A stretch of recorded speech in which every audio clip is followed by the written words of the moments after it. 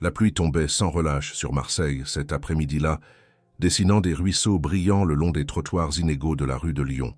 Le vent balayait les gouttes en obliques violentes, trempant quiconque osait marcher sans parapluie. Claire Martin, 29 ans, descendit les marches du petit café où elle travaillait comme serveuse depuis presque 6 mois.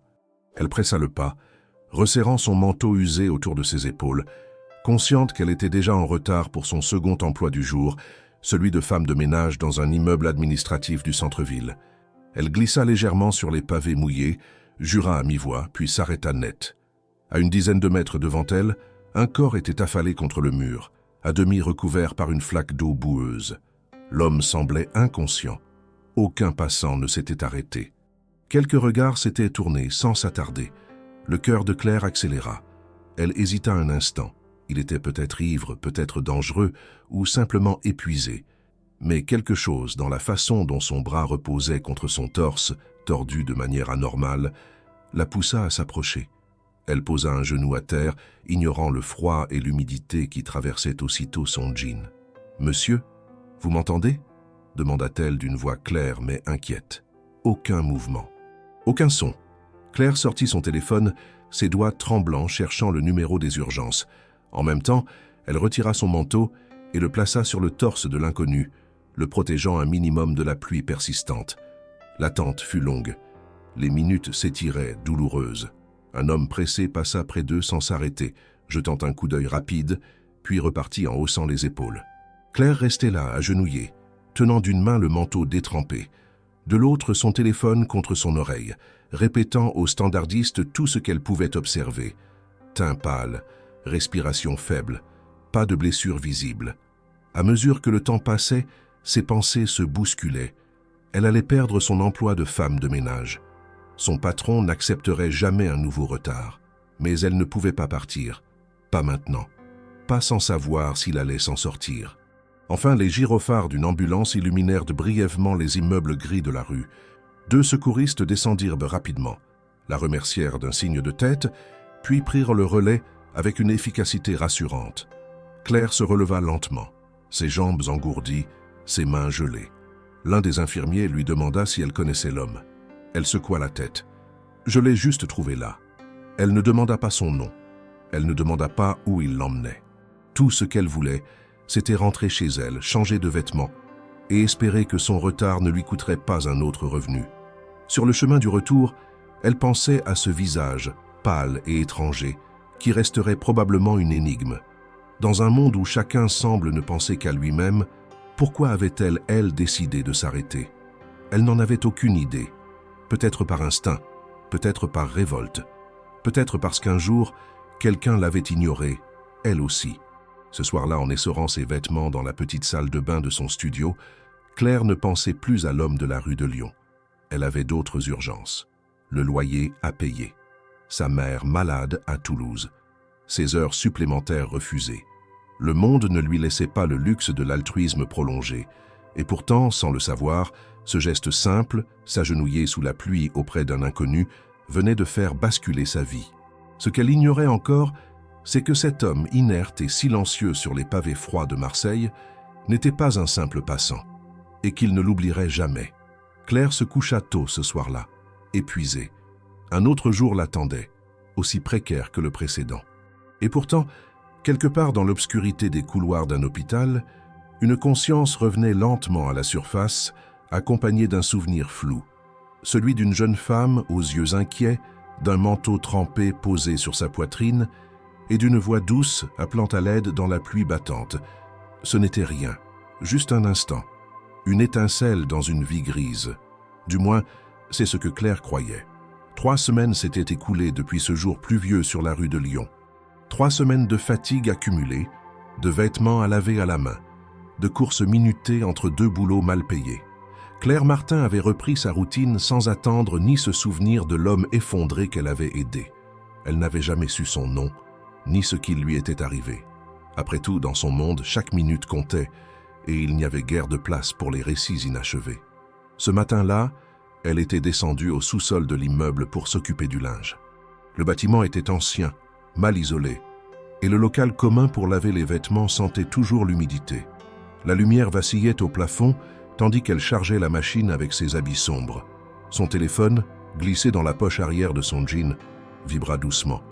Claire le sortit, pensant à un message automatique de son opérateur, mais l'écran affichait un numéro inconnu, long, sans identification. Elle hésita une seconde, puis décrocha. Le silence dura une respiration entière. « Allô ?» dit-elle d'une voix prudente. Une voix masculine, calme et assurée répondit « Bonjour, est-ce que je parle à Claire Martin ?» Elle redressa légèrement les épaules. « Oui, c'est pourquoi ?» Un court silence s'installa à nouveau, puis la voix reprit, légèrement plus grave. « Vous m'avez trouvé inconscient sur la rue de Lyon, il y a environ 3 semaines. C'est vous qui avez appelé les secours. » Claire fronça les sourcils. Elle s'appuya contre la machine à laver, figée. Les souvenirs remontèrent, flous mais nets. La pluie, le manteau, le visage pâle, les gyrophares. Oui, c'était moi. Je m'appelle Mathieu Morel, je voulais vous remercier. Mais plus encore, j'ai besoin de vous voir. Elle resta silencieuse. Le nom ne lui disait rien. Sa première impulsion fut de raccrocher. C'était peut-être une mauvaise blague. Ou pire, une tentative d'arnaque. Les gens étaient capables de tout. Et pourtant, la voix ne semblait ni menaçante ni manipulatrice. Elle était posée, presque solennelle. « Pourquoi ?» demanda-t-elle. « Parce que ce que vous avez fait, ce jour-là, personne d'autre ne l'a fait. J'étais à terre, invisible. Vous vous êtes arrêté. Je ne peux pas oublier ça. Et il y a des choses que vous devez savoir.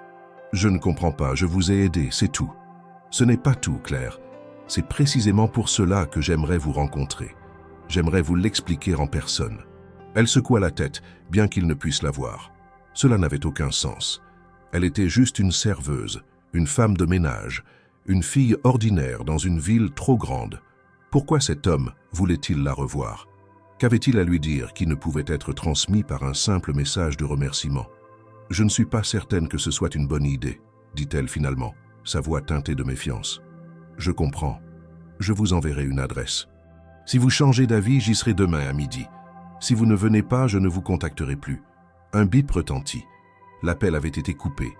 Claire fixa son écran quelques secondes, interdite. Puis le message arriva. Une adresse, un restaurant près du Vieux-Port, un lieu luxueux. Rien à voir avec ses habitudes. Elle se passa la main dans les cheveux, nerveuse. Elle n'avait ni les moyens, ni les vêtements pour entrer dans ce genre d'endroit. Et pourtant, l'invitation restait là, gravée dans son téléphone. Une promesse silencieuse, une énigme à résoudre.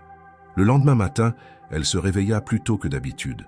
Ses vêtements étaient simples, un chemisier crème légèrement jauni par le temps, un pantalon noir, des bottines qu'elle avait recollées la veille, avec de la colle forte. Elle n'avait pas l'intention d'accepter quoi que ce soit. Elle voulait seulement comprendre. Savoir pourquoi cet inconnu, tombé dans l'oubli de son quotidien, voulait maintenant bouleverser son équilibre fragile. Elle marcha jusqu'au Vieux-Port, évitant les transports en commun pour économiser. L'air marin avait un goût de sel et de vent frais. Les voiliers se balançaient lentement dans le port. Le restaurant se dressait au coin d'une rue, élégant mais discret, avec de grandes baies vitrées donnant sur l'eau. En entrant, elle sentit immédiatement les regards. Elle n'avait rien à faire là. Les serveurs en costume la jaugèrent du regard, mais l'un d'eux s'approcha. « Mademoiselle Martin ?» demanda-t-il poliment. Elle hocha la tête et il lui fit signe de le suivre. On la mena jusqu'à une terrasse à l'étage, presque vide à cette heure. Un homme était déjà assis dos à la mer en train de consulter son téléphone. Lorsqu'il leva les yeux, Claire reconnut instantanément les traits. Ce n'était pas un inconnu. C'était ce visage qu'elle avait vu gisant sur le trottoir, baigné de pluie. Mais il n'était plus pâle ni fragile. Il semblait en pleine forme, bien habillé, et portait une montre qui, à elle seule, valait plus que tout ce qu'elle possédait. Il se leva. « Merci d'être venu », dit-il simplement. Claire ne répondit pas immédiatement. Elle s'assit lentement, méfiante. Mathieu appela un serveur, commanda 2 cafés. Puis, il posa les mains sur la table, paumes ouvertes. « Je vais aller droit au but. Ce jour-là, j'ai fait un malaise en pleine rue. Personne ne s'est arrêté. Personne. Sauf vous. Vous n'avez rien demandé. Vous n'avez pas hésité. » Claire haussa les épaules. C'était humain. Justement, l'humanité, je l'avais perdu de vue. Elle le regarda plus attentivement. Il était plus jeune qu'elle ne l'avait imaginé, peut-être 35 ans. Son regard était intense, direct. pas celui d'un homme banal. Je suis Mathieu Morel. J'ai fondé plusieurs entreprises technologiques. Je suis ce qu'on appelle un entrepreneur à succès. Ou du moins, je l'étais. Claire ne bougea pas. Elle ne savait pas encore où il voulait en venir. Mon malaise, ce jour-là, n'était pas anodin. J'étais à bout. Physiquement, mentalement. J'avais tout sauf l'essentiel.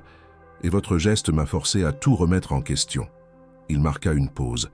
Claire sentit un mélange étrange de gêne et d'incrédulité monter en elle. « J'ai mené quelques recherches, reprit-il. Elle le fixa aussitôt, glacée. « Quelles recherches ? Je voulais savoir qui vous étiez. Ce n'est pas ce que vous croyez. Je ne suis pas là pour vous surveiller ni pour vous juger. Je voulais comprendre pourquoi une inconnue comme vous a fait ce que personne n'a fait. Et plus je découvrais votre vie, plus je me disais que je ne pouvais pas laisser cela sans suite. » Claire se leva d'un bond, la chaise raclant le sol. « Vous avez fouillé dans ma vie ?» Mathieu se leva à son tour, tendant une main pour la calmer. « Je n'ai rien fait d'illégal, juste ce qu'un homme reconnaissant peut faire pour dire merci. » Elle resta debout, le cœur battant, incertaine. « Je ne suis pas un projet de charité, monsieur Morel, et je ne vous considère pas comme tel. Mais j'ai une proposition à vous faire. Pas aujourd'hui, quand vous serez prête. » Claire le regarda une dernière fois, puis tourna les talons, quittant la terrasse sans se retourner. Mais en elle, une question était née, et elle n'allait plus la quitter. Claire avait quitté le restaurant avec un mélange de colère et de confusion, mais pendant les jours qui suivirent, son esprit ne trouva aucun repos. Elle repensait constamment à la rencontre, aux paroles de Mathieu, à son regard quand il avait parlé de son malaise, et surtout à ce qu'il avait avoué. Il avait mené une enquête sur elle.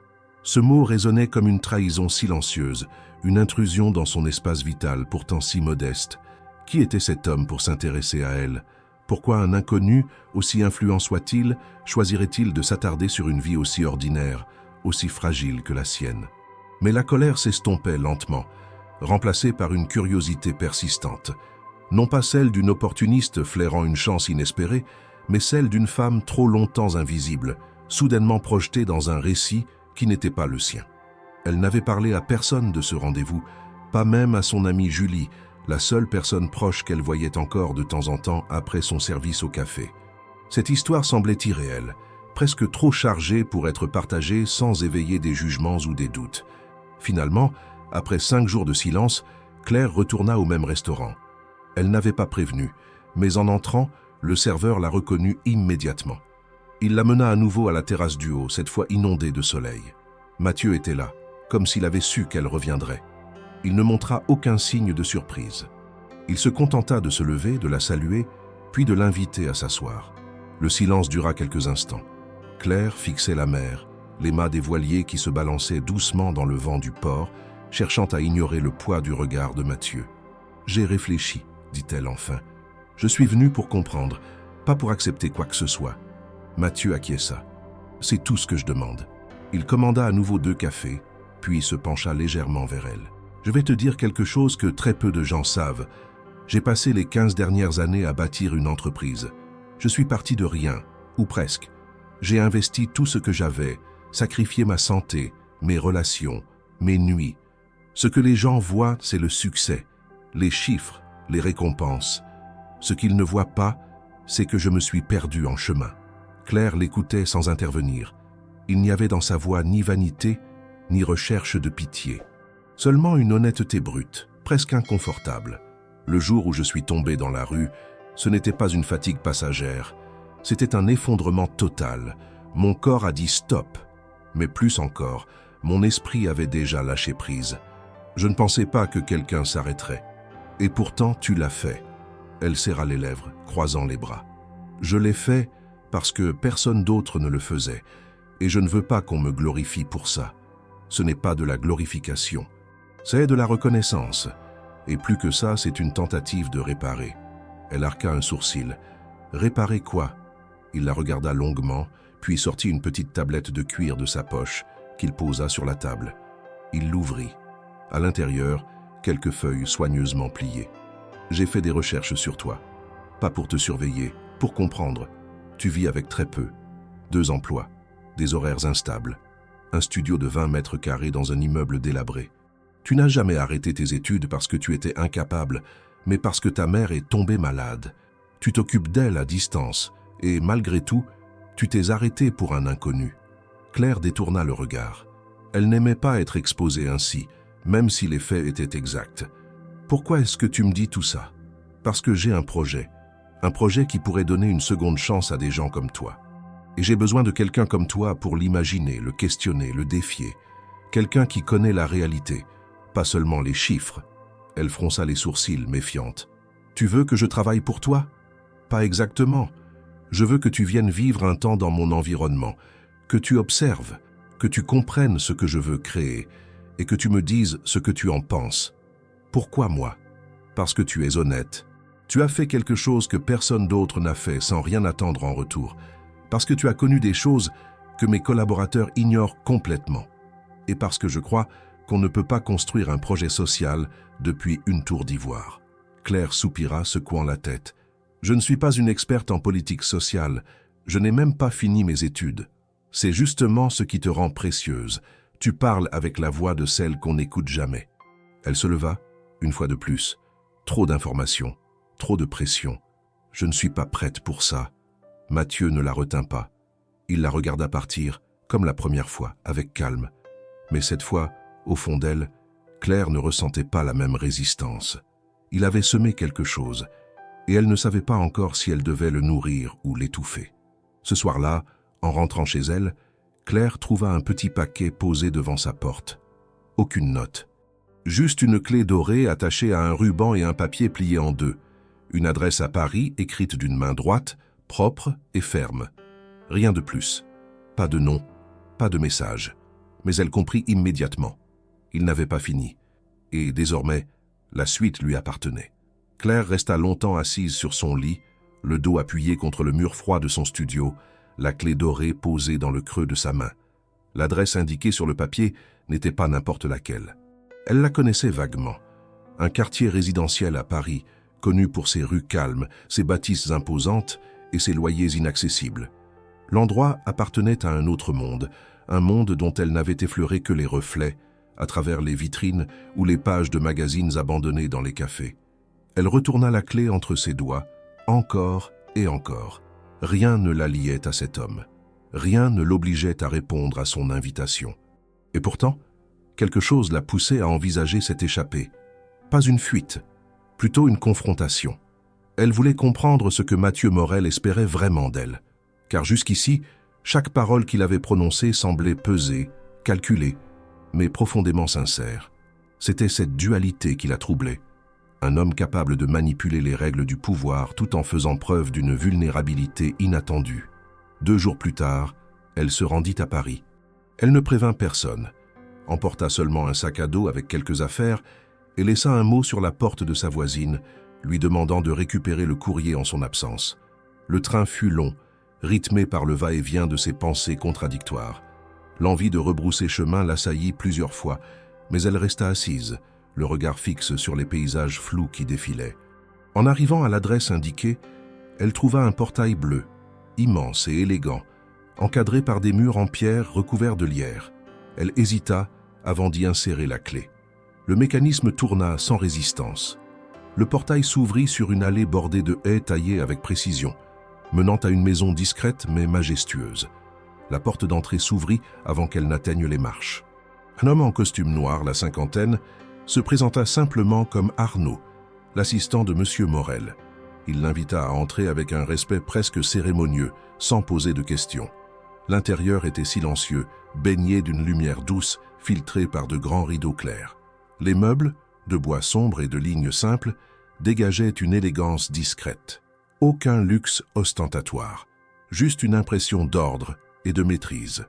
Claire se sentit immédiatement en décalage, ses baskets usées contrastant avec le parquet parfaitement ciré.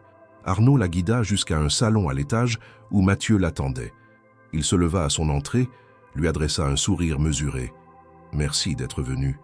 Je ne savais pas si tu accepterais. » Claire haussa les épaules. « Je suis venu pour entendre, rien d'autre. » Il acquiesça. « C'est tout ce que je te demande. » Ils s'assirent face à face. Un plateau de thé fumant attendait entre eux, mais Claire n'y toucha pas. Ses mains restaient sur ses genoux, droites, rigides. Tu m'as parlé d'un projet social, lança-t-elle sans détour. C'est quoi exactement? Mathieu prit un instant avant de répondre. J'ai décidé de quitter une partie de mes activités. Je garde une présence symbolique, mais ce n'est plus moi qui dirige. Mon corps m'a donné un avertissement, mon esprit aussi. Depuis mon effondrement, j'ai commencé à réfléchir à ce que je pouvais transmettre, pas sous forme de capital, mais d'opportunité. Il se leva, fit quelques pas, puis s'arrêta près d'une bibliothèque. Il y a trop de gens comme toi, invisibles, compétents, résistants, et pourtant coincés dans un système qui ne leur laisse aucune marge. Je veux créer un réseau de centres où ces personnes pourraient recevoir un accompagnement personnalisé. Formation, logement temporaire, accès à un environnement propice et surtout respect. Claire fronça les sourcils. Et tu veux que je sois un genre de témoin? Mathieu secoua la tête. Plus que ça, je veux que tu sois une voix dans la construction. Je veux te montrer chaque étape, te faire participer au choix, te faire entendre. Elle soupira. Je n'ai pas l'expérience. Justement, ceux qui en ont sont déjà dans les bureaux. J'ai besoin d'un regard brut, honnête. Tu m'as déjà prouvé que tu ne joues pas un rôle. Et qu'est-ce que tu veux en retour? Il revint s'asseoir. Son regard plongea dans le sien sans détour. Que tu vives ici pendant 3 mois, que tu observes, que tu donnes ton avis. Je prendrai en charge tous les frais. Et si, au bout de ce temps, tu veux partir, tu seras libre. Mais je crois que tu peux découvrir quelque chose de plus grand. Pour toi et pour les autres. Claire resta sans voix. L'offre était claire, inattendue, inacceptable selon ses repères, mais aussi étrangement séduisante. Elle n'avait jamais eu cette sensation, celle d'avoir un rôle à jouer dans quelque chose de vaste, d'organisé, de potentiellement utile. Elle finit par dire « Tu veux que je vive ici, dans cette maison ?» Oui, comme une immersion. Rien ne sera exigé de toi sinon ta présence, ton regard, ta parole. Elle éclata d'un rire court, presque nerveux. Et si je te dis non? Alors je te remercierai pour ton temps et je te raccompagnerai. Mais je crois que tu n'es pas ici pour dire non. Elle se leva, marcha lentement jusqu'à la fenêtre. De là, elle apercevait un jardin intérieur, une fontaine au centre, et au loin, un petit bâtiment annexé, presque caché par les arbres. Le silence de la maison n'avait rien d'hostile. Il était comme une attente. Elle se retourna vers lui. « Très bien, 3 mois, mais à ma façon. Je garde ma liberté. Je dis ce que je pense. Et si je veux partir, je pars. » Mathieu hocha la tête. « Paraît exactement ce que j'attendais. » Cette nuit-là, Claire s'endormit dans une chambre vaste, au lit trop grand, au drap d'une blancheur presque irréelle. Elle pensait à sa mère, à ses horaires de ménage, à ses chaussures laissées dans l'entrée de son studio. Et elle se demandait si, dans cette maison silencieuse, elle trouverait autre chose que du confort, peut-être une forme de vérité, ou peut-être une désillusion. Mais quoi qu'il arrive, elle n'était plus sur le bord du monde. Elle venait d'y entrer, et chaque pas désormais serait un pas sur le fil. Les premières journées dans la maison de Mathieu furent étranges, presque irréelles. Claire ne savait pas exactement où se situer. Tout semblait fluide, organisé, orchestré dans un silence feutré. Les repas lui étaient proposés mais jamais imposés. Un espace personnel lui avait été attribué, lumineux, calme, avec un bureau et une bibliothèque bien fournis. Arnaud, l'assistant, restait professionnel mais distant. Mathieu, lui, gardait ses distances tout en veillant à ce qu'elle ne manque de rien. Aucun mot de trop, aucun geste intrusif. Pourtant, Claire sentait une tension invisible, une sorte de calme trop parfait pour être naturel. Il y avait une logique derrière tout cela, et elle ne l'avait pas encore découverte. Au 4e jour, elle annonça qu'elle voulait retourner à Marseille quelques jours. Mathieu n'insista pas. Il demanda simplement si elle souhaitait que quelqu'un l'accompagne. Elle refusa. Elle avait besoin de se retrouver dans un espace qui lui appartenait encore, aussi modeste soit-il. Besoin de retrouver ses marques, de toucher à nouveau à cette réalité, faite de trajets à pied, de silence pesant dans les couloirs de l'immeuble, de bruit de pas dans le plafond. Là, elle pouvait repenser à tout ce qu'elle vivait, sans décor luxueux, sans parfum de thé importé ou de bois ciré. Elle arriva chez elle en début d'après-midi. L'immeuble n'avait pas changé. Une odeur d'humidité montait des murs, et la lumière du palier clignotait toujours de manière aléatoire. En insérant la clé dans la serrure de sa porte, Claire remarqua immédiatement une anomalie. Quelque chose dépassait légèrement de la poignée.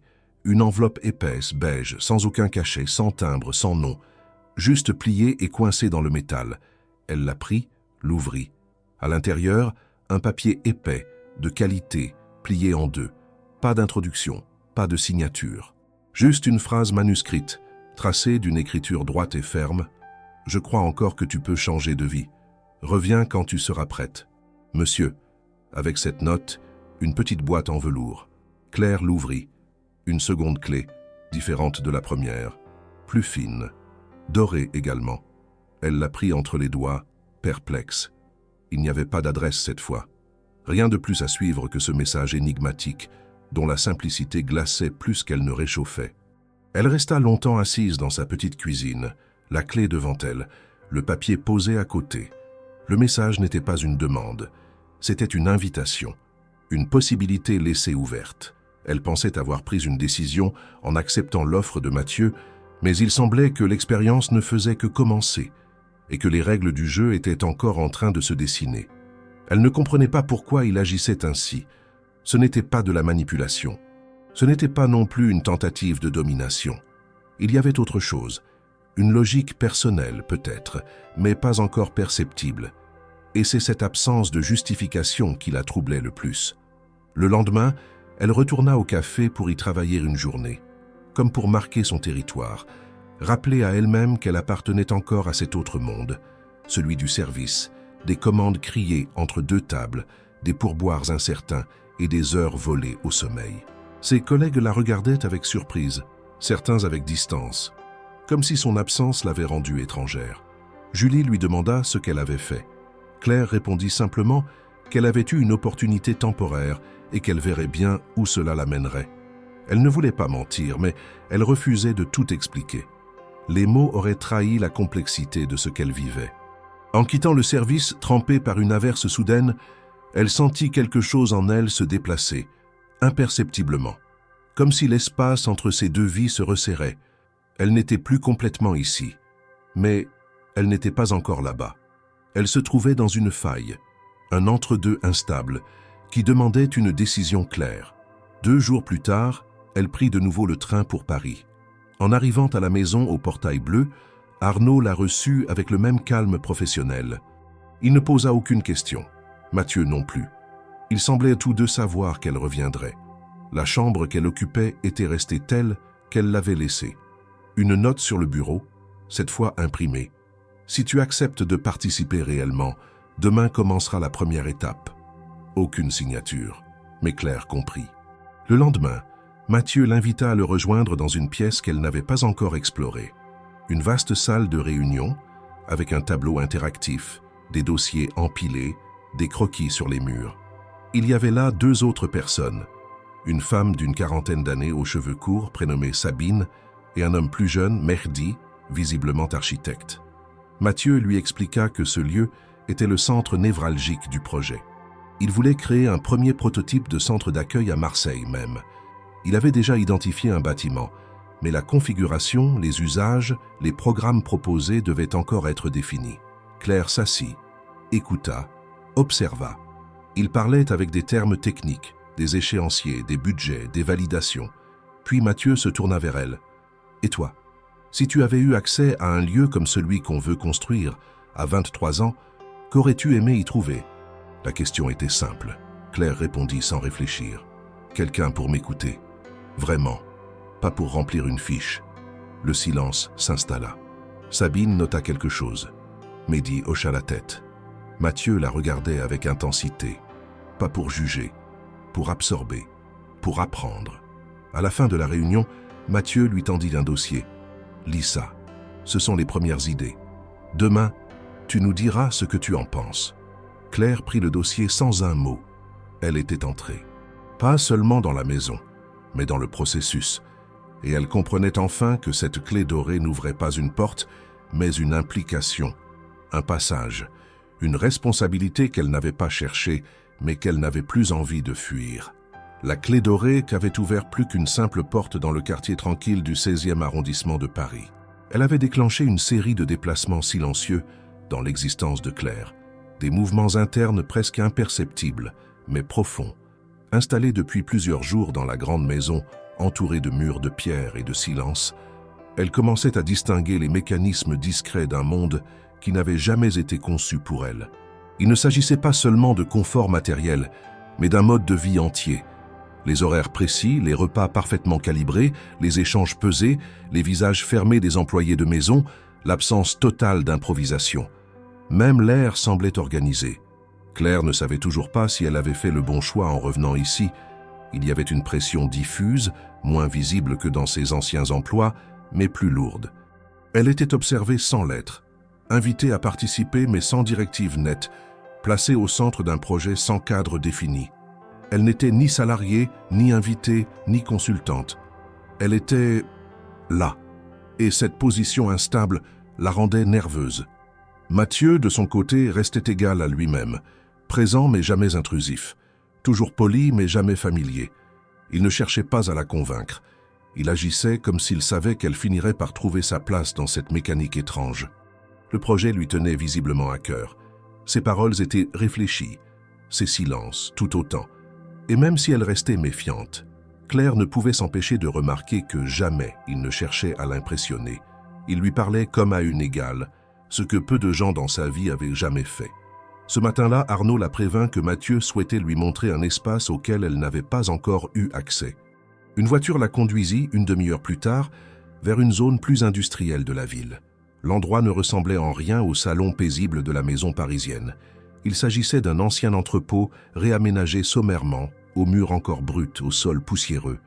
Mathieu l'attendait à l'intérieur, vêtu simplement, sans costume, sans cravate. « C'est ici que nous installerons le premier centre », annonça-t-il dès qu'elle entra. « Ce lieu servira de modèle.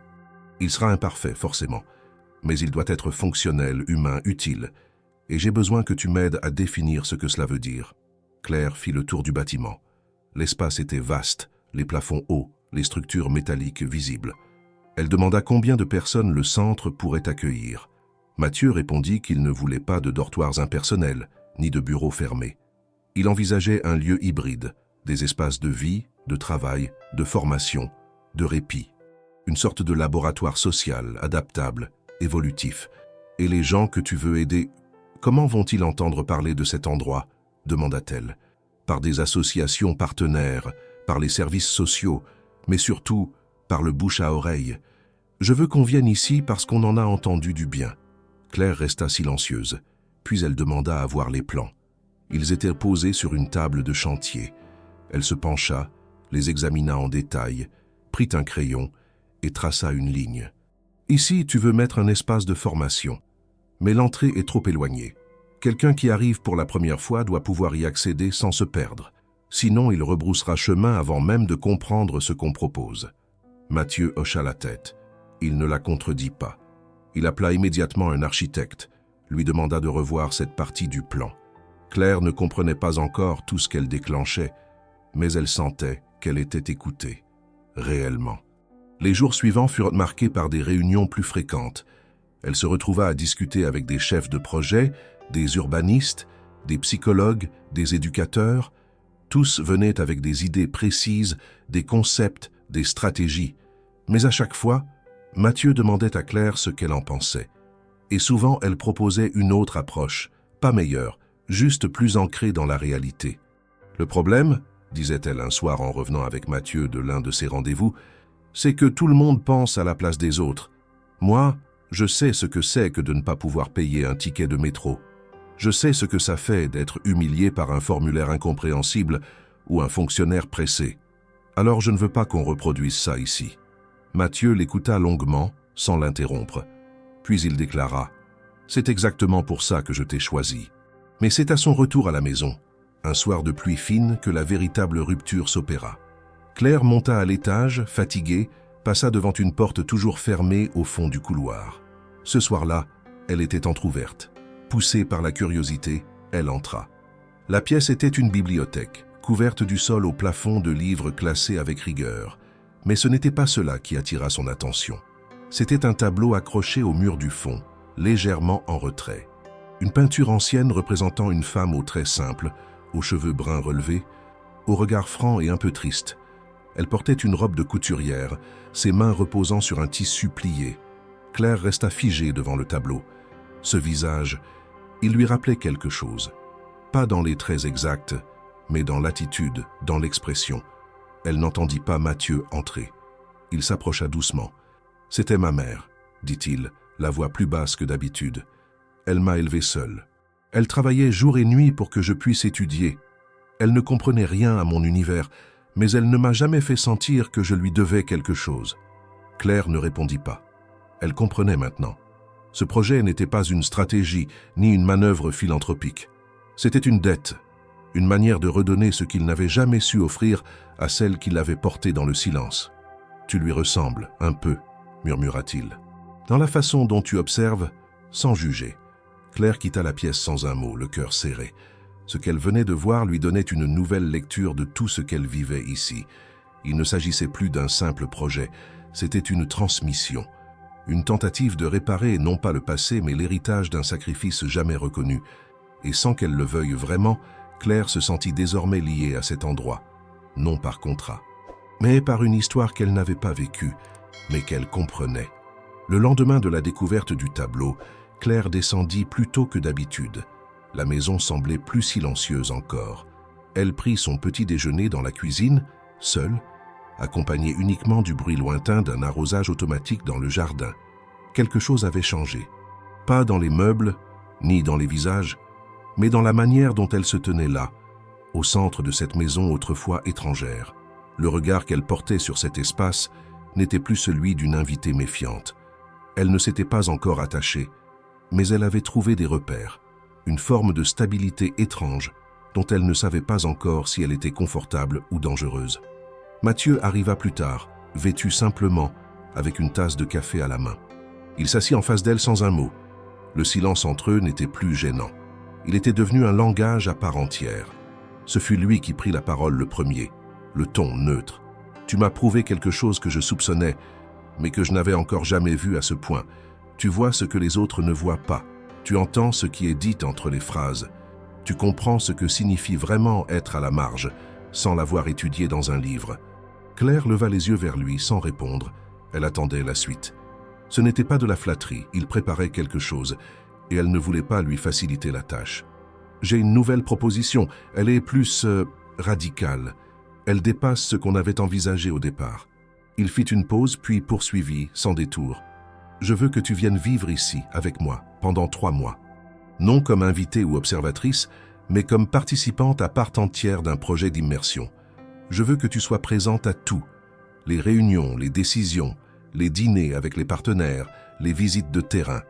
Je veux que tu fasses partie de ce que je vis et que tu me dises au fur et à mesure ce que tu vois que je ne vois pas. » Claire le fixa, interdite.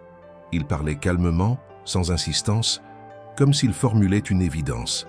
Mais pour elle, c'était tout sauf évident. « Tu veux que je vive ici avec toi, dans ta vie.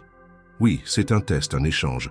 Je ne cherche pas à te changer, je cherche à te faire confiance. » Elle resta silencieuse quelques secondes, puis elle rit brièvement, sans joie. « Et pourquoi moi ?» Mathieu ne sourcilla pas. « Parce que tu n'as pas peur de me contredire, parce que tu ne m'admires pas, parce que tu ne cherches rien, et surtout parce que ton regard est encore intact. » Elle secoua la tête. « Tu veux faire de moi un miroir ?»« Non, » répondit-il. « Je veux que tu sois la voix que personne dans mon entourage n'a jamais osé faire entendre. Pas pour valider ce que je fais, pour l'évaluer. » Claire croisa les bras. Elle n'était pas flattée. Elle était agacée. Toute cette mise en scène, ces propositions inhabituelles, cette manière de vouloir l'intégrer à un univers qui n'était pas le sien, c'était trop. Elle n'était pas un sujet d'étude. Elle n'était pas une variable d'ajustement pour un homme riche en quête de rédemption ou de changement de cap. Et si je refuse, alors tu partiras librement. Tu auras une lettre de recommandation, une bourse d'études dans l'établissement de ton choix et mon respect entier. Claire plissa les yeux. Et si j'accepte? Tu vivras ici, tu partageras mon quotidien, tu auras accès à tout, rien ne te sera caché. Tu seras témoin, actrice, questionneuse. Et au bout de 3 mois, tu décideras si tu veux rester, partir, ou transformer tout cela d'une autre manière. Elle se leva lentement, fit quelques pas dans la pièce, puis se retourna. Ce n'est pas une proposition, c'est une provocation. Mathieu haussa légèrement les épaules. Peut-être, mais elle est sincère. Ce jour-là, Claire quitta la maison pour réfléchir. Elle marcha longuement dans les rues de Paris, longeant la Seine, s'arrêtant dans un parc, s'asseyant sur un banc. Elle pesait chaque mot de leur échange. Rien dans la proposition n'était menaçant. Tout était même soigneusement encadré. Et pourtant, cela remettait en cause tout ce qu'elle avait construit pour survivre. La distance, le détachement, la méfiance. Accepter, c'était s'exposer. C'était admettre qu'elle pouvait avoir un rôle, une place, un impact. Et cela, au fond, était plus vertigineux que toute promesse matérielle. Elle retourna à la maison en fin de journée. Elle ne frappa pas. Elle entra dans le salon où Mathieu lisait un dossier. « D'accord, j'accepte, mais à mes conditions. » Il leva les yeux. « Je veux un espace à moi. Je veux garder mes horaires personnels. Je ne veux pas être tenu de te suivre partout, et je ne veux pas devoir justifier chaque mot. Accepter. Et je veux qu'on fixe un terme clair. 3 mois. Pas un jour de plus. » C'est noté. Elle inspira profondément. « Je te dirai ce que je pense, même si ça te déplaît, surtout si ça te déplaît. C'est ce que j'attends. » Il se leva, s'approcha, tendit la main. Claire ne la serra pas. Elle se contenta de le fixer. « Pas besoin de symbole, je suis là, c'est suffisant. » Elle monta s'installer dans la chambre qu'on lui avait désignée comme définitive. Plus grande, plus lumineuse, plus impersonnelle aussi. Elle y déposa ses affaires, peu nombreuses, sur une étagère vide. Elle ouvrit la fenêtre. L'air parisien avait cette odeur étrange de pluie, de bitume et de fleurs lointaines. Elle était entrée dans un pacte, non pas avec Mathieu, mais avec une version d'elle-même qu'elle n'avait jamais explorée. Une version qui allait devoir apprendre à parler autrement, à se faire entendre, à se faire respecter sans se renier. Et elle était prête. Pas parce qu'elle faisait confiance, mais parce qu'elle refusait pour la première fois de reculer. Les premiers jours d'immersion furent marqués par une succession de situations nouvelles, parfois absurdes, souvent inconfortables. Claire se réveillait chaque matin dans une chambre plus grande que tout son studio marseillais, prenait son petit déjeuner dans une cuisine où les ustensiles valaient plus que son salaire mensuel et croisait des employés qui la saluaient avec un respect poli, presque robotique. Elle observait tout cela avec un regard aiguisé, à la fois fascinée et révoltée par la manière dont cette maison fonctionnait comme un petit écosystème fermé sur lui-même, où chacun connaissait parfaitement son rôle, mais où personne ne posait de questions. Il n'y avait pas de conflit, pas de désordre, mais il n'y avait pas non plus de vie spontanée. Chaque geste semblait prévu, chaque silence calculé. Rapidement, Mathieu l'intégra à ses activités. Elle l'accompagnait à des réunions avec des investisseurs, des représentants d'associations, des urbanistes, des responsables municipaux. Il lui laissait une chaise, toujours près de lui, sans jamais la forcer à parler. Mais il ne cessait de l'observer, notant chaque expression, chaque haussement de sourcils, chaque soupir discret. Parfois, en sortant d'un rendez-vous, il lui posait une simple question. « Tu en as pensé quoi ?» Et elle répondait, toujours honnêtement, parfois avec une franchise brute qui faisait tressaillir les autres. Mais Mathieu ne se vexait jamais. Au contraire, il semblait s'en nourrir. Ce monde-là, pourtant, n'était pas le sien. Claire le ressentait dans les moindres détails. Les dîners organisés dans la maison étaient les plus éprouvants. Des tables longues, ornées de vaisselle fine, des invités bien habillés, parlant à voix basse de marché, de stratégie, de philanthropie. Elle s'asseyait à ses repas en robe simple, toujours prêtée, toujours choisie par une assistante. Elle se sentait comme un tableau posé dans une pièce sans mur pour l'accueillir. Les conversations ne l'incluaient pas. Quand on lui parlait, c'était par politesse, rarement par intérêt réel. Elle répondait avec sobriété, sans chercher à séduire ni à plaire. Ce détachement intriguait certains, agaçait d'autres. Une nuit, après un de ces dîners, Claire s'enferma dans sa chambre et retira ses chaussures avec un geste sec. Elle s'assit sur le sol, dos contre le lit, les jambes croisées, et soupira longuement.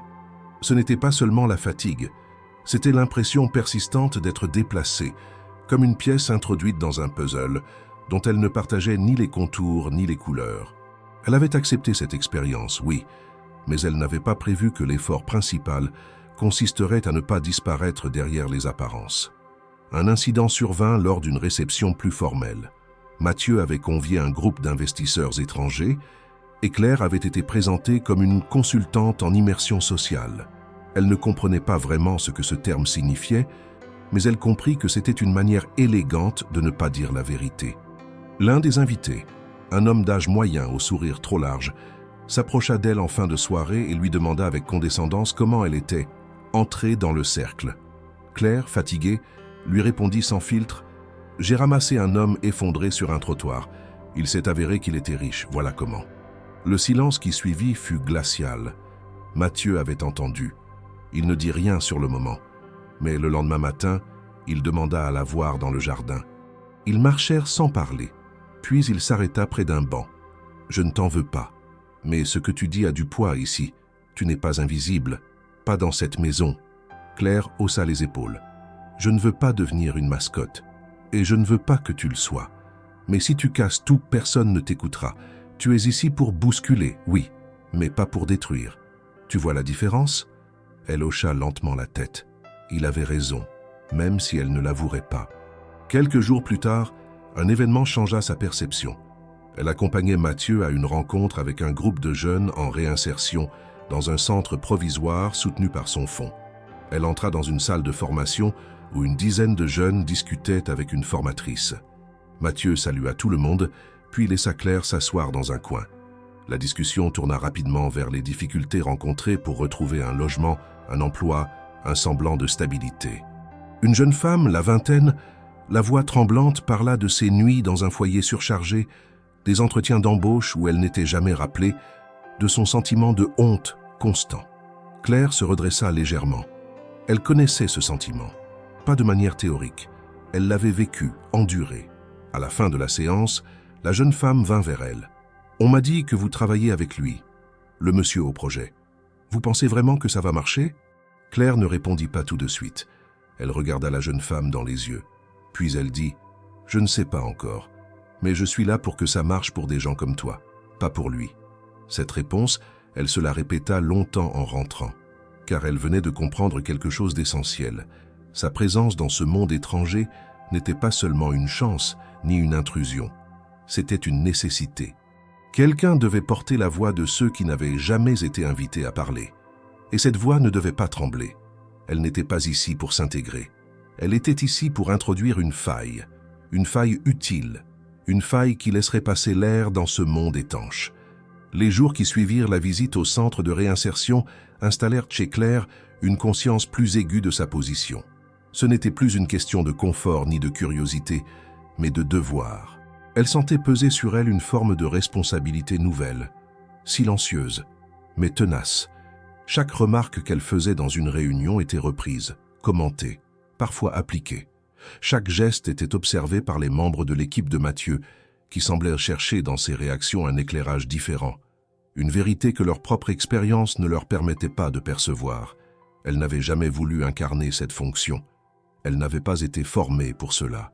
Et pourtant, la réalité la poussait à occuper cette place sans autre appui que son intuition, sa mémoire, et cette forme de lucidité brute qu'elle avait développée à force de se débrouiller seule. Elle continuait à participer aux dîners, aux discussions, aux visites de terrain, mais c'était entre ces moments, dans les interstices du quotidien, qu'elle apprenait le plus.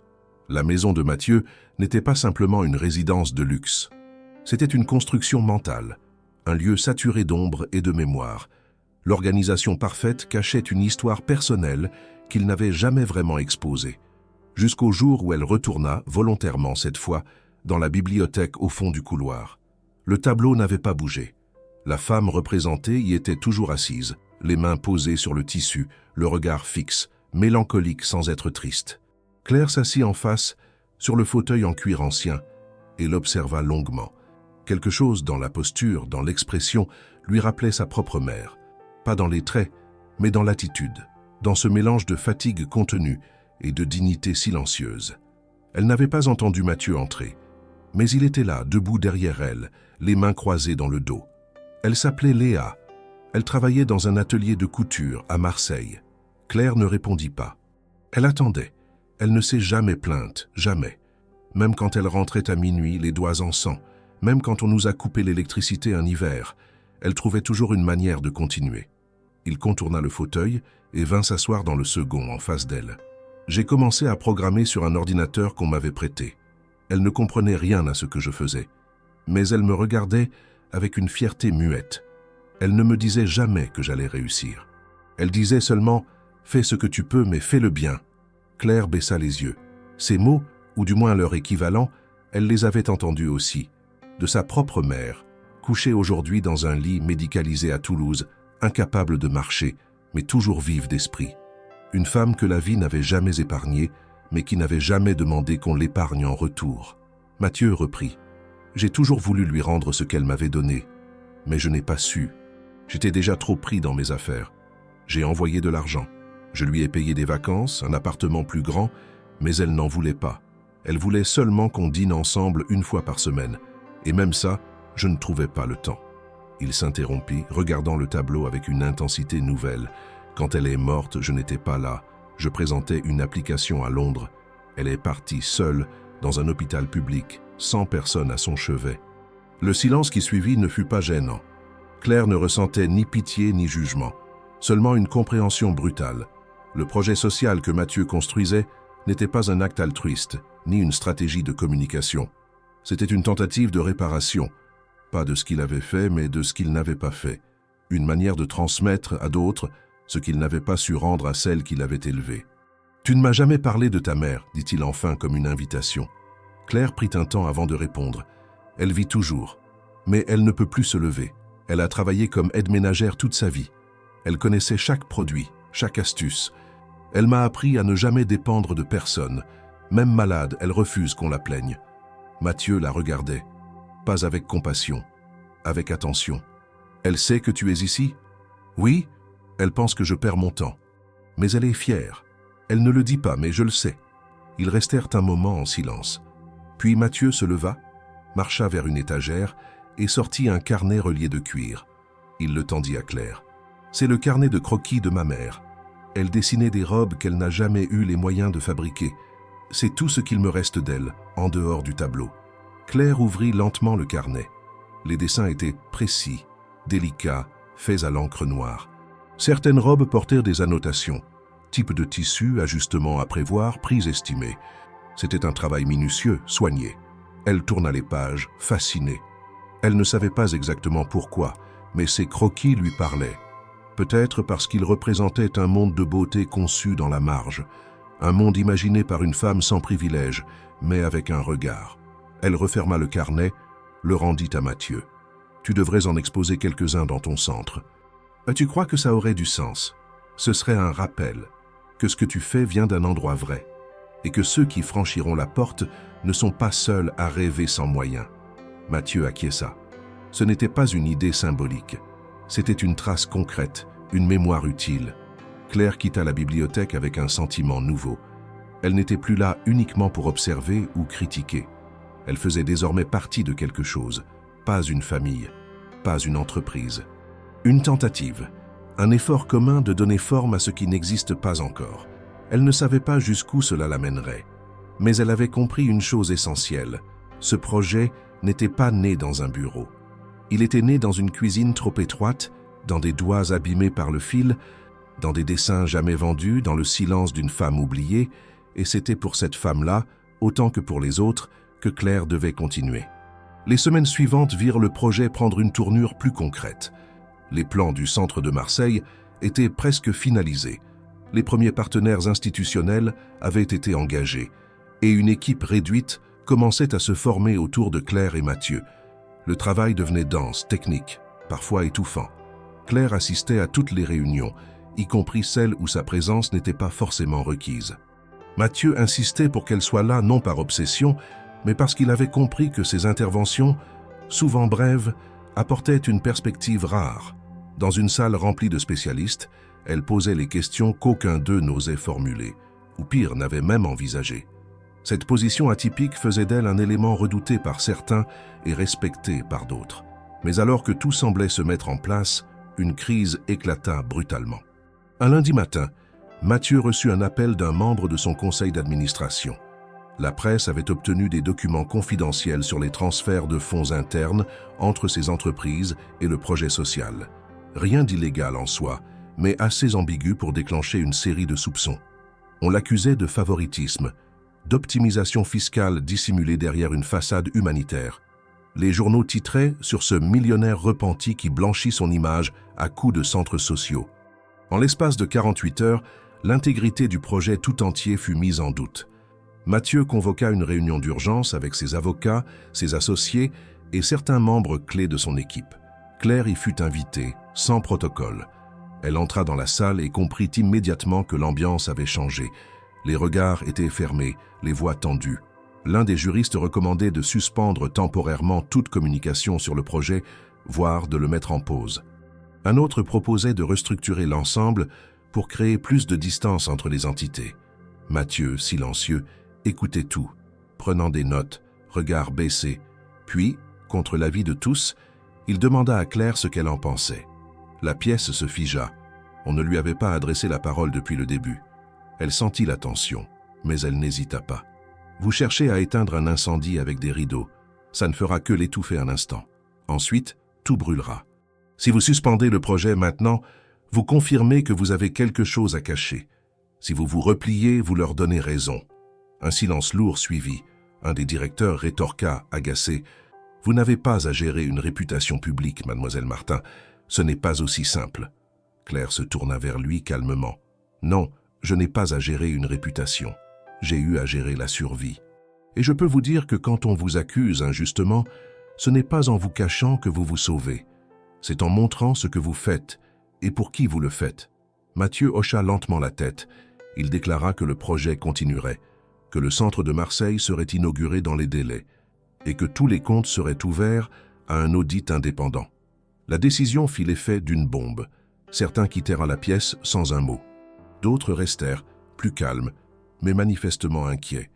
Le soir même, il convoqua Claire dans son bureau. Il n'avait pas l'air affaibli, seulement plus concentré, plus déterminé. « Ce que tu as dit aujourd'hui, peu de gens l'auraient osé. » Claire ne répondit pas.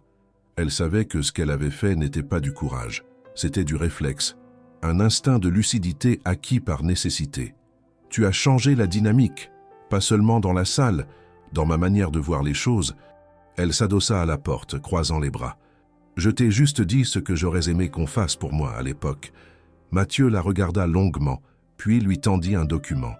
C'était une ébauche de discours pour une conférence prévue le mois suivant, où il devait présenter officiellement le modèle du centre. Il voulait qu'elle le lise, qu'elle le corrige, qu'elle y ajoute ce qui, selon elle, manquait. Claire passa la nuit à retravailler le texte. Elle coupa des paragraphes entiers, reformula des idées, ajouta des phrases brutes, ancrées dans le vécu. Le lendemain, elle lui rendit le document sans commentaire. Il le lut sans expression. À la fin, il leva les yeux. « Tu viens avec moi, à la conférence. Tu parleras aussi. » Elle resta interdite. Ce n'était pas prévu. Elle n'aimait pas s'exposer. Elle n'aimait pas les scènes. « Je ne suis pas une conférencière. Justement, tu es la preuve que ce projet a un sens. Et personne d'autre que toi ne peut le dire ainsi. » Elle refusa d'abord, puis accepta, à condition qu'elle puisse écrire son propre passage. Mathieu accepta sans discuter. Durant les jours qui suivirent, ils travaillèrent ensemble, côte à côte, sans tension, sans jeu d'influence. Il respectait ses mots. Elle respectait sa vision. Pour la première fois, Claire sentit qu'elle construisait quelque chose qui pouvait lui survivre, quelque chose de tangible, de transmissible. La conférence eut lieu dans un amphithéâtre sobre, mais plein. Des représentants d'ONG, des élus locaux, des chefs d'entreprise, des journalistes. Mathieu prit la parole le premier. Il parla avec sobriété, sans emphase. Puis il annonça qu'une personne viendrait témoigner. Claire monta sur scène sans regarder la salle. Elle lut son texte sans trembler. « Je ne suis pas une experte. Je ne suis pas diplômée. Je suis quelqu'un qu'on oublie vite dans les statistiques. Quelqu'un qui a dû choisir entre acheter un ticket de bus ou un repas. Et pourtant, je suis là, parce que quelqu'un m'a demandé ce que je voyais et que j'ai répondu.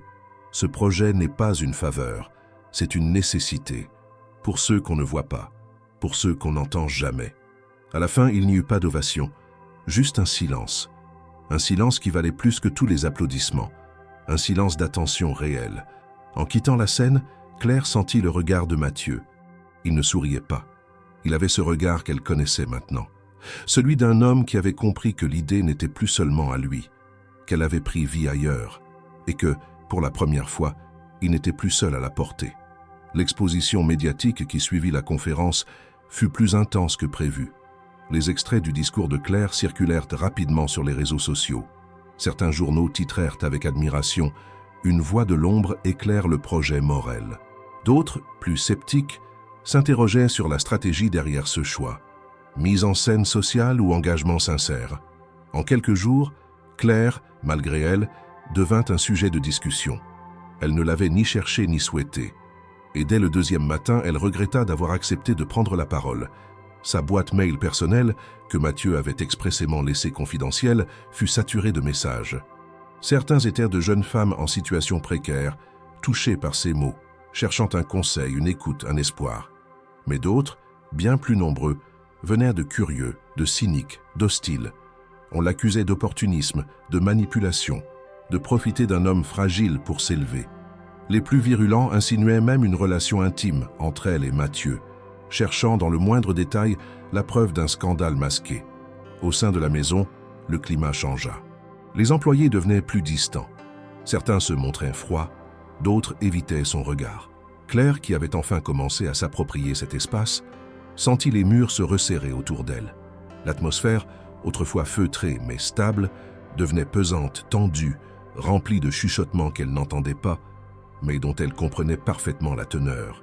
Le pire survint lorsqu'une ancienne associée de Mathieu, aujourd'hui à la tête d'un fonds concurrent, donna une interview dans laquelle elle insinuait que le projet social n'était rien d'autre qu'une opération d'image visant à masquer des conflits internes et un déclin financier. Elle affirma sans fournir de preuves que Claire Martin avait été placée au cœur de cette opération comme élément de diversion et que son passé avait été exagéré pour construire un récit émotionnel destiné à capter l'attention du public. Mathieu, convoqué d'urgence par ses avocats, resta enfermé durant 2 jours avec ses conseillers. Claire, elle, errait dans la maison, tentant de comprendre ce qui était en train de se produire. Elle n'avait jamais voulu de cette place centrale. Elle avait accepté un rôle de témoin, d'observatrice critique, pas celui d'icône sociale projetée sur les écrans pour incarner un combat dont elle ne maîtrisait pas les codes. Elle était en train de devenir exactement ce qu'elle craignait. Un symbole qu'on utilise, qu'on accuse, qu'on vide de sens. Le 3e jour, alors qu'elle prenait son petit déjeuner dans le jardin d'hiver, Mathieu entra. Il n'était pas seul. Derrière lui, 2 membres de son comité stratégique, visiblement inquiets, le suivaient. Il leur fit signe de patienter, puis s'approcha d'elle. « Il faut qu'on parle. » Elle posa sa tasse, le regard dur. « Je t'écoute. » Il s'assit, le visage plus fermé que d'habitude. « Ils veulent que je prenne mes distances. Avec toi. Officiellement.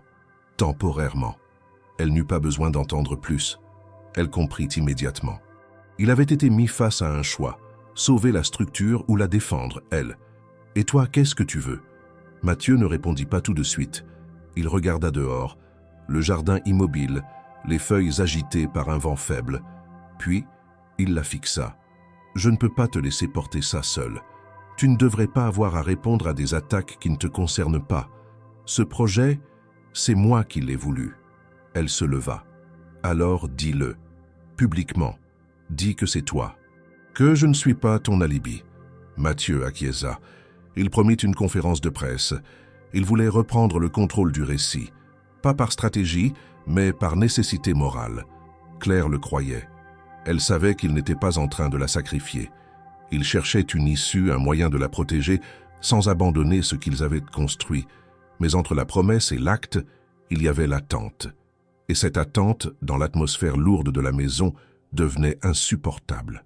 Claire sentit que rester là, même avec le soutien de Mathieu, revenait à valider les soupçons. Chaque minute où elle demeurait dans cette pièce, chaque repas qu'elle prenait à cette table, renforçait l'image d'une dépendance, d'un confort gagné sur la base d'une proximité suspecte. Alors elle décida de partir, pas définitivement, pas en fuite, mais pour respirer, pour se recentrer. Elle envoya un message à Mathieu. « Bref, je m'absente, ne me cherche pas. Je reviendrai si tu fais ce que tu as dit. » Elle prit le train pour Marseille le soir même sans valise, avec seulement un sac contenant quelques affaires. De retour dans son ancien quartier, elle marcha longuement dans les rues familières. Tout semblait identique, mais elle ne l'était plus. Elle n'était pas riche, pas célèbre, pas protégée, mais elle n'était plus invisible non plus. Elle portait désormais une histoire que d'autres avaient déjà tenté de lui voler. Et elle refusait de leur en céder la moindre ligne. Le lendemain, elle resta dans sa chambre, évitant les réseaux, la presse, les appels. Elle attendait un signe, une action, une décision. Pas un mot en privé, pas une excuse, mais un geste public, clair, irréversible. Ce soir-là, un message d'Arnaud, l'assistant, s'afficha sur son téléphone. La conférence est confirmée. Demain à 10h. Il tiendra parole. Claire relut le message plusieurs fois. Elle n'éprouva ni soulagement ni victoire. Ce n'était pas terminé. Rien ne serait jamais totalement réparé. Mais au moins, la vérité allait retrouver sa place. Et elle, la sienne. La conférence de presse avait été annoncée dans les canaux officiels de la Fondation Morel, accompagnée d'un court communiqué. Mathieu Morel répondra personnellement aux questions soulevées ces dernières semaines. Transparence, responsabilité et vérité guideront cette prise de parole. Aucun nom n'était cité, aucune allusion directe à Claire. Mais dans les cercles professionnels et médiatiques, tout le monde savait que cette conférence serait décisive pour l'avenir du projet social et pour l'image publique de son fondateur. Les journalistes avaient commencé à se positionner dès l'aube, caméra prête, micro pointé vers le pupitre encore vide. Claire, de son côté, était restée à Marseille. Elle avait pris la décision consciente de ne pas remonter à Paris, même si Arnaud l'avait assuré qu'elle était la bienvenue, que sa présence renforcerait l'impact de la déclaration. Mais elle ne voulait pas apparaître en arrière-plan, comme une pièce du décor. Cette conférence devait être celle de Mathieu et de lui seul. Il avait eu le pouvoir de la protéger ou de l'effacer. C'était à lui de montrer maintenant ce qu'il choisissait de faire de ce pouvoir. À 10h précises, Mathieu monta sur l'estrade vêtu sobrement, sans mise en scène. Son regard était déterminé, le ton de sa voix contrôlé mais ferme. Il commença par rappeler brièvement les objectifs du projet social. Créer un espace d'accompagnement réel, concret, respectueux pour les personnes en situation de précarité. Il parla de la structure juridique, des partenariats en cours, des défis rencontrés. Puis il déclara qu'il avait un document à remettre à la presse, un dossier complet retraçant toutes les étapes du projet, les flux financiers, les relations internes, les choix stratégiques. Ce document est le fruit de semaines de travail.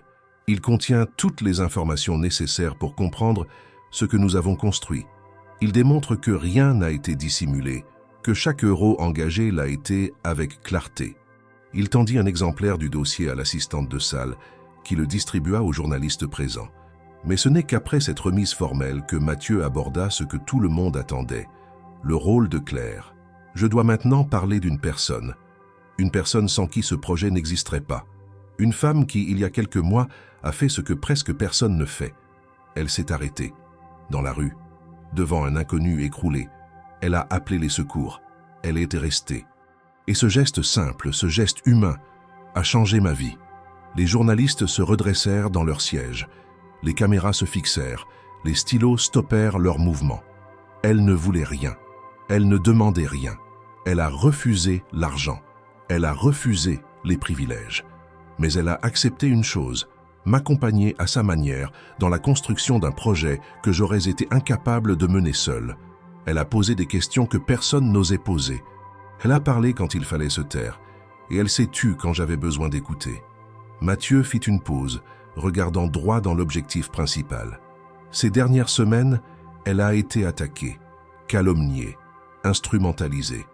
On a remis en question son intégrité, ses intentions, sa légitimité. Et je n'ai pas réagi tout de suite. Je croyais pouvoir protéger le projet en restant silencieux. C'était une erreur. Aujourd'hui, je veux dire ceci. Claire Martin m'a sauvé 2 fois.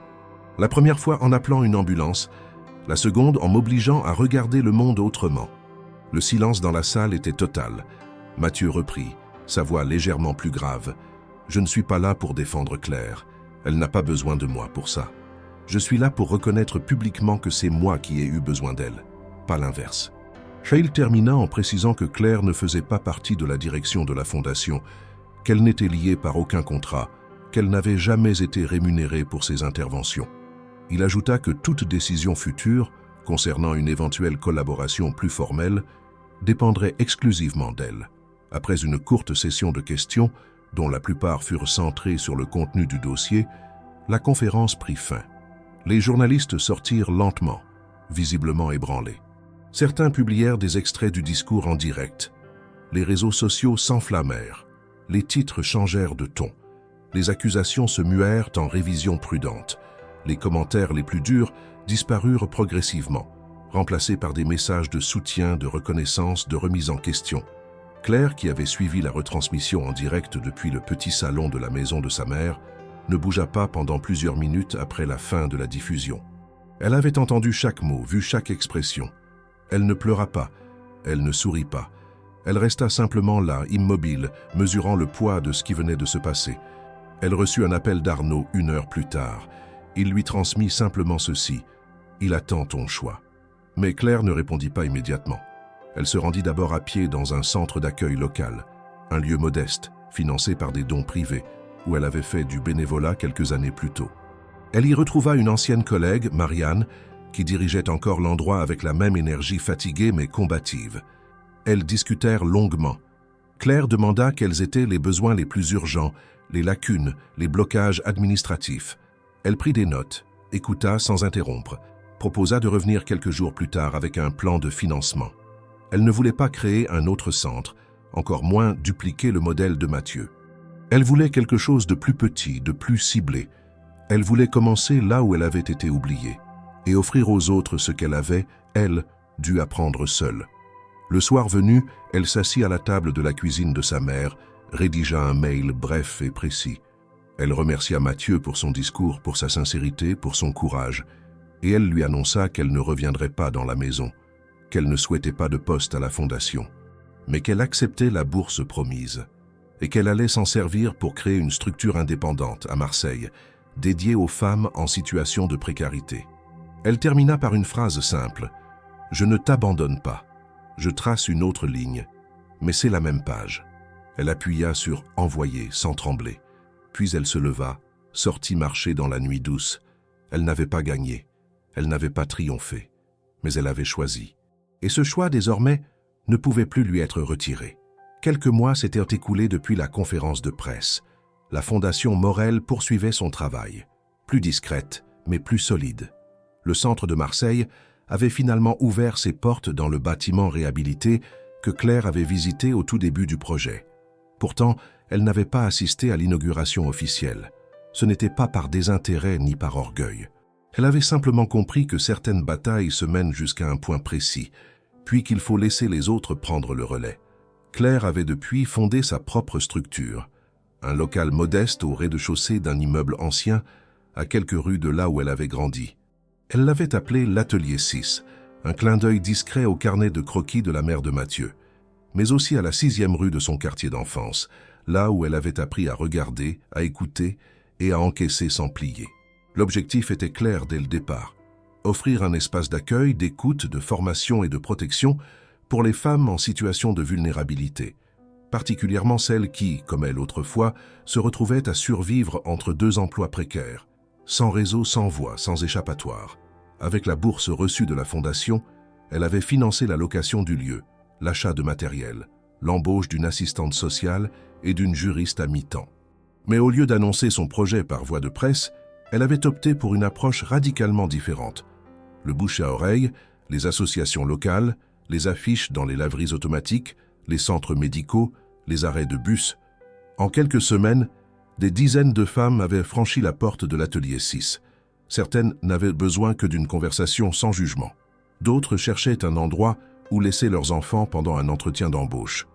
Quelques-unes ne savaient même plus ce qu'elles cherchaient.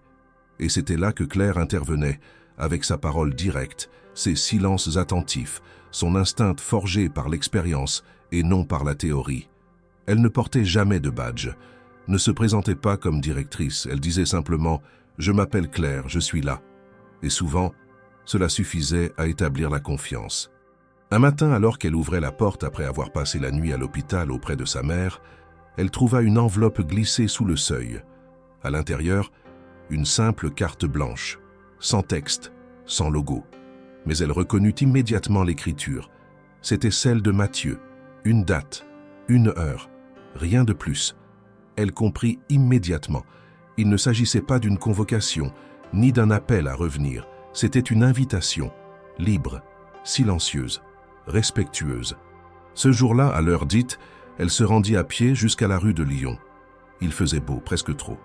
Le soleil s'étalait sur les trottoirs, rendant le bitume presque blanc. Elle reconnut sans effort l'endroit exact. Le trottoir légèrement incliné, la vitrine du café, l'arrêt de bus quelques mètres plus loin. Rien n'avait changé. Même les fissures sur le mur semblaient intactes. Elle arriva la première. Elle s'assit sur le banc juste en face, là où elle s'était accroupie des mois auparavant, protégeant le corps d'un inconnu avec son manteau. Mathieu arriva peu après. Il portait un manteau sombre, simple, une écharpe grise enroulée à la hâte. Il n'avait pas changé physiquement, mais il dégageait autre chose, une forme de calme qu'elle n'avait jamais perçue auparavant. Pas de l'assurance, plutôt une paix, une lucidité tranquille. Il s'assit à côté d'elle sans dire un mot. Ils restèrent là plusieurs minutes, observant les passants, les voitures, la lente vie ordinaire de la rue. Puis il parla. « Enfin, je voulais revenir ici. Pas pour comprendre, pour remercier. » Elle tourna légèrement la tête, le fixa sans sourciller. « Il n'y a rien à remercier. C'était juste un geste. Justement, c'est ce que je n'avais jamais su faire. Un geste simple. » Elle acquiesça doucement. Le silence reprit sa place entre eux. Mais cette fois, il n'était pas chargé. Il était reposant. « Comment va ta mère ?» demanda-t-il après un moment. « Stable. Elle ne marche plus. Mais elle parle. Et elle suit toutes les nouvelles comme si elle allait les corriger à la fin. » Mathieu esquissa un sourire. « Elle doit être fière. » Claire haussa les épaules. « Elle n'emploie jamais ce mot. Elle dit juste que je suis moins idiote que prévu. » Ils rirent tous les deux. Un rire discret, mais sincère. Mathieu sortit un petit carnet de sa poche. Il le tendit à Claire. « C'est une copie. Les croquis, j'ai fait encadrer les originaux. Ils seront accrochés dans le hall du centre. » Claire prit le carnet, le feuilleta. Les dessins avaient toujours cette précision tendre, cette ambition discrète, cette beauté simple. « Tu as tenu ta parole, dit-elle, et toi, tu as dépassé ce que tu avais promis. » Claire ferma le carnet, le garda dans sa main. « Je ne reviendrai pas dans ta maison. Je sais, et je ne te le demanderai jamais. » Ils se levèrent ensemble, sans hâte. Marchèrent côte à côte, en silence, jusqu'au bout de la rue. Personne ne les reconnut, personne ne les arrêta. C'était une scène banale, deux personnes traversant une rue sous le soleil du matin. Mais pour eux, c'était une boucle bouclée. Un retour. Pas au point de départ, mais à l'origine du changement. Ils s'arrêtèrent devant un feu rouge. Claire tourna la tête vers Mathieu. « Tu crois que les choses changent vraiment ?» Il répondit sans réfléchir. « Non, ce sont les gens qui changent les choses. » Ils traversèrent, puis se séparèrent quelques pas plus loin, naturellement, sans promesse, sans drame. Claire rentra à pied, le carnet serré contre elle, le cœur tranquille. Elle n'avait plus besoin de justifier ses choix, plus besoin d'expliquer pourquoi elle avait aidé un inconnu ce jour-là. Elle savait maintenant que ce geste, ce simple geste, avait suffi à déplacer des trajectoires, la sienne, celle de Mathieu, et par extension, celle de dizaines d'autres qu'elle n'avait même pas encore rencontrées. Elle entra dans l'atelier 6, salua une femme qui attendait dans le couloir, accrocha son manteau et prit place à son bureau. Une nouvelle journée commençait. Et cette fois, elle savait exactement où elle était et pourquoi.